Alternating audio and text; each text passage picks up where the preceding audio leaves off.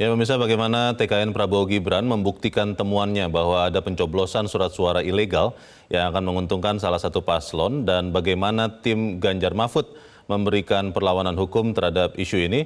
Pada saat ini telah bergabung melalui sambungan Zoom Wakil Ketua TKN Prabowo Gibran, Habibur Rahman, juru bicara TPN Ganjar Mahfud, Ciko Hakim, dan juga mantan anggota KPU, I Gusti Putu Arta. Bapak-bapak, selamat sore. Ya. Bung Habib. Oke, terima kasih untuk waktunya. Saya ingin langsung ke Mas Habib. Mas Habib, sebetulnya temuan ini saya ingin ulang lagi. Itu TKN menemukan sendiri atau memang melihat dari media sosial?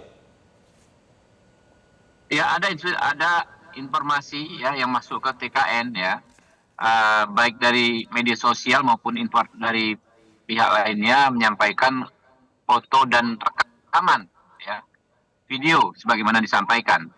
Lalu kan informasi ini kami verifikasi, termasuk kami mengirimkan tim ke Malaysia ya, ke lokasi.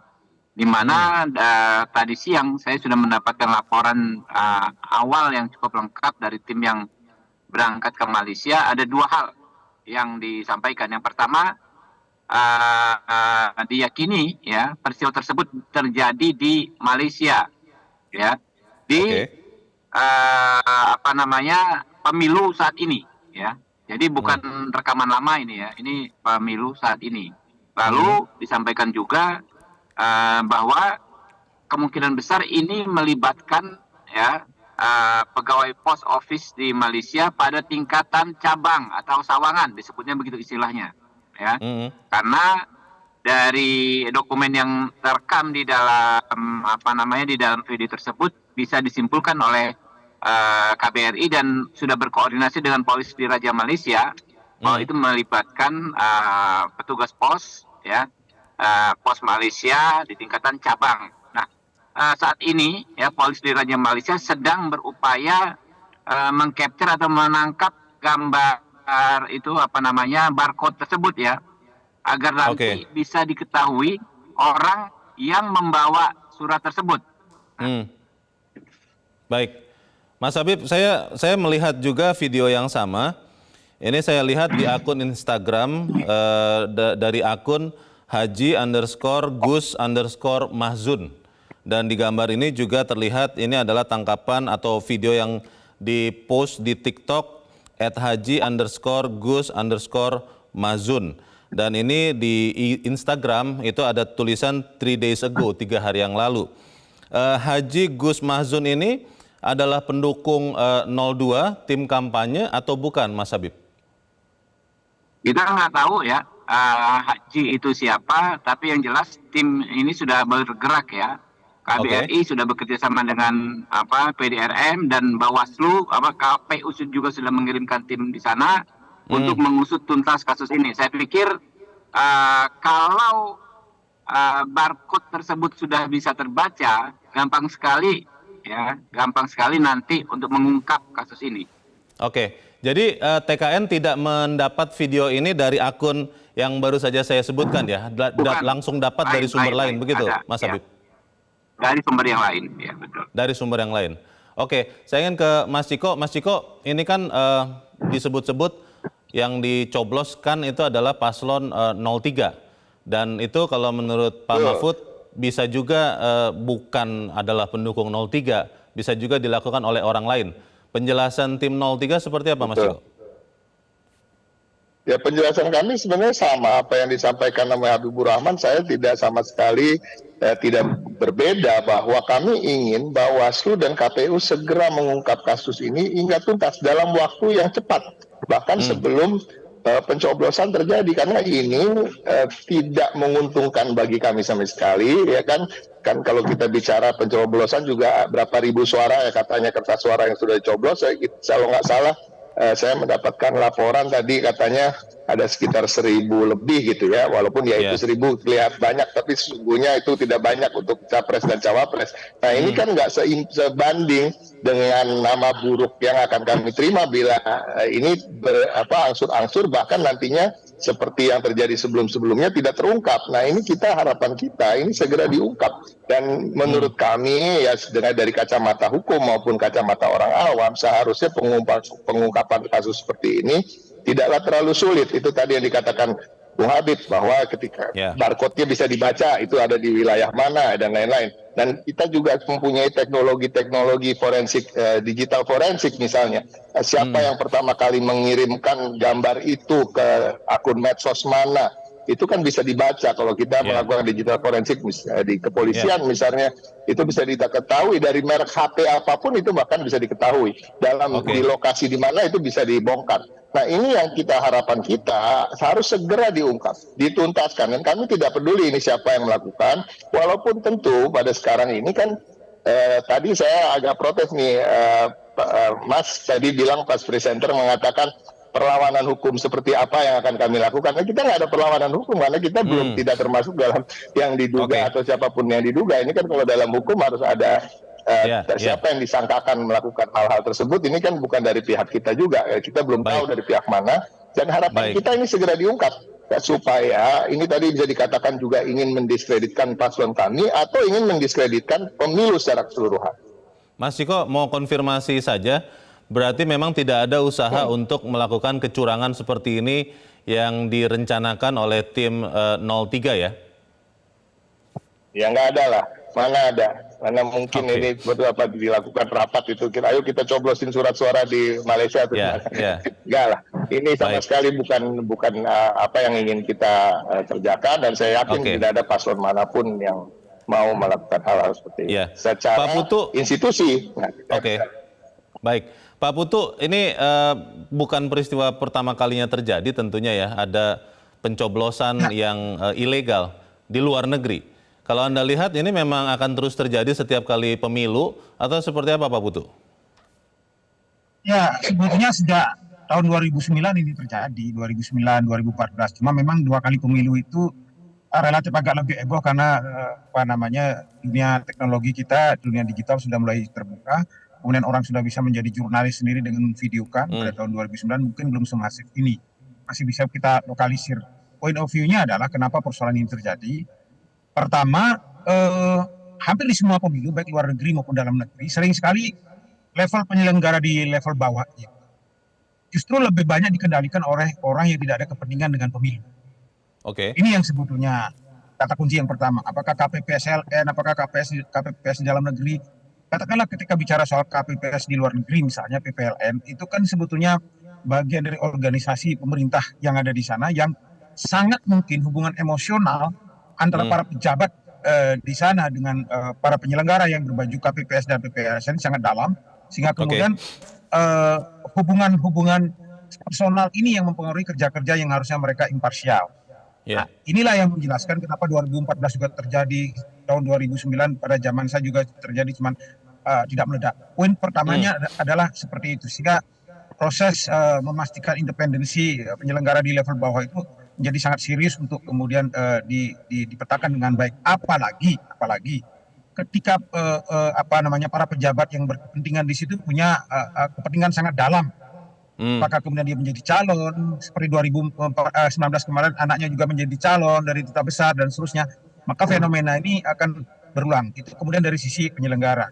Kemudian kedua, kalau kita lihat dari sisi alur, agar pemirsa bisa memahami potret ini dengan baik, di luar negeri kan memang ada 3 jenis pemungutan suara.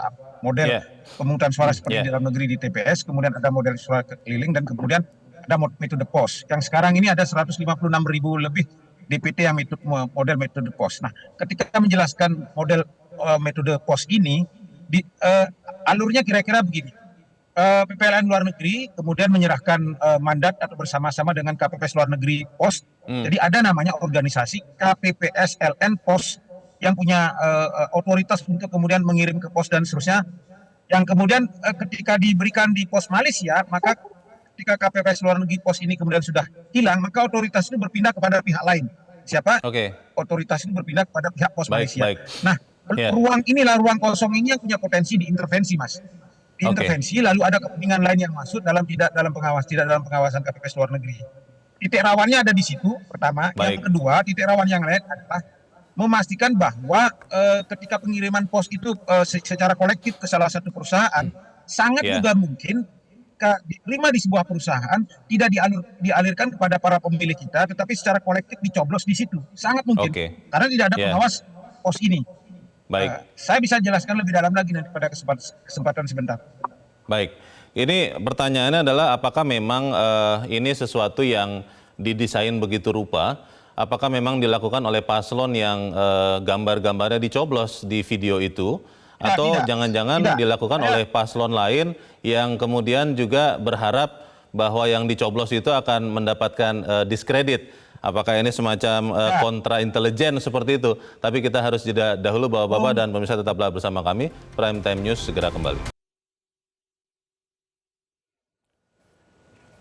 Terima kasih Anda masih bersama kami. Kita masih membicarakan dugaan kecurangan pencoblosan surat suara ilegal dan kita masih bersama dengan Wakil Ketua TKN Prabowo Gibran Habibur Rahman, juru bicara TPN Ganjar Mahfud Ciko Hakim, dan mantan anggota KPU Igusti Putu Harta. Mas Habib, saya kalau lihat lagi postingan dari akun Instagram Haji_Gus_Mahzun, itu terlihat tulisannya seperti ini, kalau boleh saya bacakan ya. Parah titik-titik, sangat disayangkan. Salam hashtag satu putaran, hashtag Prabowo Gibran, hashtag alap-alap Jokowi, @pengikut, @sorotan, Saraswati, Prabowo Subianto, Dodi S, Gibran Raka Buming. Ini memang benar-benar temuan atau memang sesuatu yang tadi sempat kita tayangkan, Pak Mahfud menduga jangan-jangan ada orang yang bergerak untuk mencoblos yang di Malaysia ini. Mas Habib bagaimana? Ya tentu kita tidak dalam kapasitas mengambil kesimpulan. Ya. Kalau itu kemudian beredar, ada akun media sosial yang mempublikasikannya, kan mungkin saja dia juga mendapatkan informasi yang sama lalu dipublikasikan. Kalau saya kan mendapatkan informasi, saya tempuh jalur hukum. Kita membuat laporan resmi ke Bawaslu RI dan kami mengirimkan tim resmi juga ke Malaysia supaya kasus ini bisa segera terungkap. Nah, terungkapnya gimana? Segeranya itu apa maksud segera? Menurut saya segera itu harus sebelum sebelum hari H pencoblosan harus sudah jelas, minimal gelar perkara awalnya itu sudah jelas kalau mengacu ke pemeriksaan di kepolisian. Nah, kalau sekarang ini kan sebetulnya kan kalau kami ya meyakini dari fakta video, kemudian dari pertemuan dengan duta besar dan lain sebagainya, ada satu kesimpulan bahwa peristiwa tersebut benar terjadi.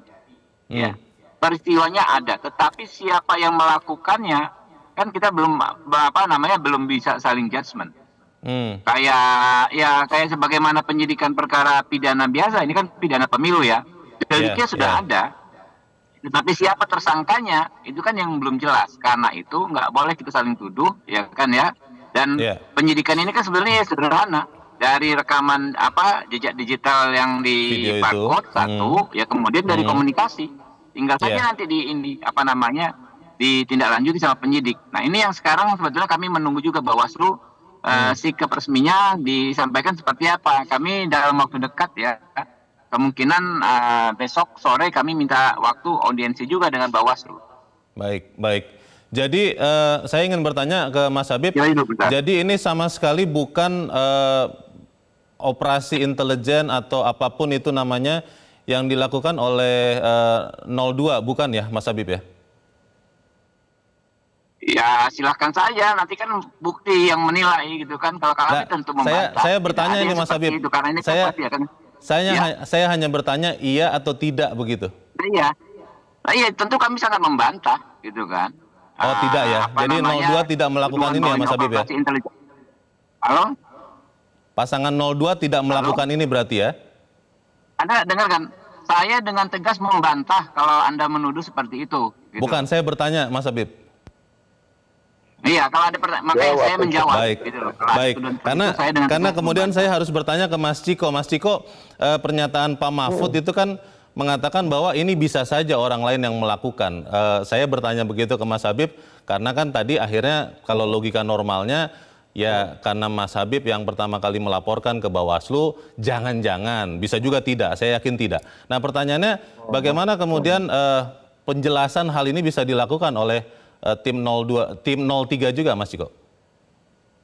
Nggak bisa. Ini kan semua masih dugaan. Jadi dugaannya ini kan bisa ada A, B, C, D, E, F, G. Banyak Ini kan kemungkinan. salah satu yang kita banyak kemungkinan. Iya kan? Tadi saya bahkan saya tambahkan bisa jadi juga adalah ini tujuannya mendiskreditkan pemilu secara keseluruhan, bukan hanya paslon, ya kan? Bukan hanya paslon 3. Dan apakah ini bisa juga ini dilakukan seperti yang dugaan masyarakat pada umumnya yang umum beredar kan pastinya kan yang curang adalah yang dicoblos surat suaranya. Kita jujur aja itu kan yang beredar ya kan. Tapi kan juga harus ada juga kemungkinan-kemungkinan lain, juga banyak yang berpikir bahwa bisa jadi ini untuk mendiskreditkan ya kan, karena surat suaranya jumlahnya berapa sih dan lain-lain, videonya sepenggal. Artinya ini masih dugaan. Itulah kenapa saya menegaskan, Bung Habib juga saya tadi dengar juga menegaskan bahwa kita ingin ini betul-betul diusut tuntas, minimal sudah ada tersangka dan sudah ada alur gelar perkaranya seperti apa sebelum pencoblosan. Karena ini agar supaya lebih jelas dan tidak menimbulkan pemikiran-pemikiran yang liar kemana-mana. Mas Ciko, saya harus tanya juga kepada Anda. Pencoblosan yang ilegal ini dilakukan atau tidak oleh pasangan calon 03? Ya pasti enggak lah. Tidak ya? Jawabannya kan pasti enggak dong dari pihak saya. Yang pasti saya karena kan yang dicoblos salah satunya kan paslon 03 di kertas surat suara itu. Tidak pernah berpikir untuk di tim ya. Saya ini kan juru bicara TPN, artinya saya mengatasnamakan TPN ya, Ganjar Mahfud. Sama sekali di tim kami tidak pernah ada pemikiran, pembicaraan untuk melakukan hal-hal yang melanggar undang-undang atau peraturan-aturan dalam pemilu. Sebelum ke Pak Putu, kita akan lihat dulu, ini adalah pernyataan dari Badan Pengawas Pemilu atau Bawaslu. Saat ini Panwas Luar Negeri dalam pantauan langsung Bawaslu RI sedang melakukan upaya penelusuran. Upaya penelusuran adalah upaya aktif yang dilakukan Bawaslu untuk mencari informasi sebanyak-banyaknya sehingga sebuah dugaan peristiwa pelanggaran menjadi terang benderang. Dalam konteks ini perlu dipahami bahwa karena keterbatasan dan perbedaan yurisdiksi hukum negara, maka Bawaslu bersama-sama dengan atase kepolisian yang ada di KBRI. Pak Putu, kalau melihat pernyataan Bawaslu barusan, ini kita tentunya sama-sama berharap bahwa Bawaslu segera bergerak dan segera ada kepastian video itu yang tadi sudah dikonfirmasi oleh Mas Habib bahwa benar itu terjadi di Malaysia dan benar terjadi menjelang pemilu 2024 ini, itu ketahuan jelas siapa yang melakukan.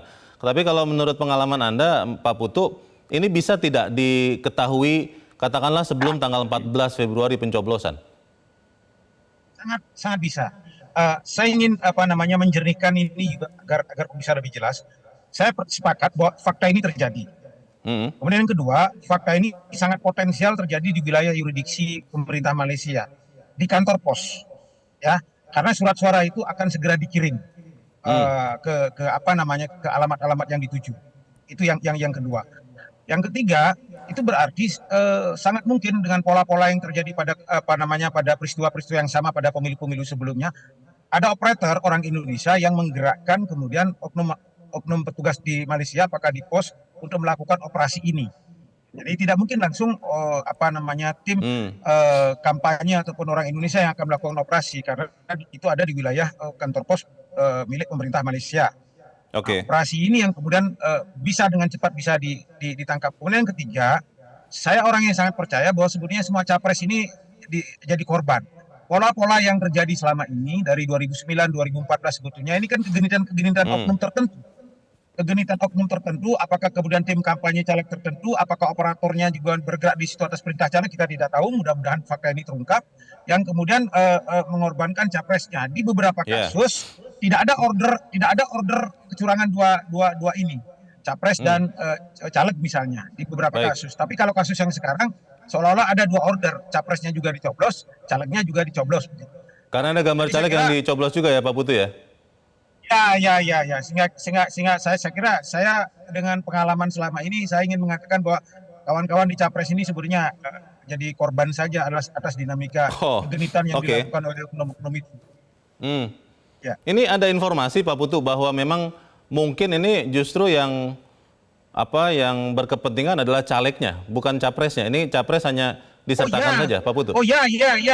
Saya sepakat itu karena pola ini kan sebetulnya selalu berulang dari 2009. Dan yang gatal itu kan sebetulnya kalau menuduh caleg kan salah karena tidak terbukti. Tetapi orang yang berkepentingan agar calon anggota legislatif itu lolos. Itu bahasanya mungkin. Bisa saja mungkin calegnya tidak berkepentingan, tapi operatornya di bawah yang sebagai tim kampanye atau apa yang genitnya luar biasa begitu, tidak lapor sama calegnya lalu melakukan kecurangan semacam ini. Tapi saya mau mengatakan bahwa ini di wilayah tim caleg itulah yang kemudian kegenitan itu terjadi sehingga mengorbankan para capres ini. Begitu. Baik. Ini tentunya harapan kita bersama supaya ada kejelasan sesegera mungkin supaya kepercayaan kita kepada Bawaslu, kepada KPU baik di dalam maupun luar negeri tetap terjaga. Mas Habib, terakhir apa harapan Anda agar kasus ini bisa segera selesai sebelum 14 Februari supaya kita sama-sama tetap optimis dengan pemilu ini, Mas Habib? Ya, kami bukan hanya berharap tapi juga berikhtiar ya. Kami tim kami tetap masih ada di sana ya. Tapi yang paling penting sebetulnya nih Bawaslu juga kalau bisa mengirimkan tim ke sana. Karena kan ini kan ada melibatkan juga penegak hukum dari negara lain ya. Kayak tadi disebutkan PDRM. Ya, tentu kan bisa berkoordinasi dengan Atpol kita, atas kepolisian kita agar proses pencarian informasi itu bisa berlangsung lebih cepat. Oke, kita harap itu sama-sama. Terima kasih untuk Pak Putu Artap, Mas Habibur Rahman dan jelajahi cara baru mendapatkan informasi. Download Metro TV Extend sekarang.